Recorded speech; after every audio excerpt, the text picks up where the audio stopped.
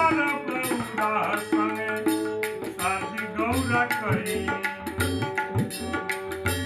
बड़ा बौरा है संगे साथी गौरा कई राजवा के बिटिया जो गीत साथ गई राजवा के बिटिया जो गीत साथ गई विपत्ति कलशवा के सैया संगे काटले दुख चाहे सुख होई साधा आधा बाटले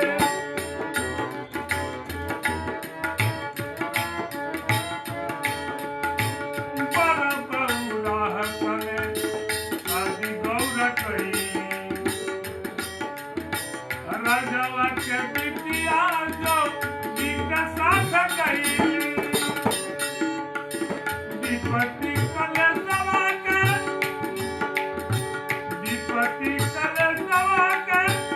सैया संगे काटले दुख चाहे सुख होई आधा आधा बाटले माथे मुनहि के लायक चरण धूल रे माई बाटी जाई बसुरवा जरूर रे माई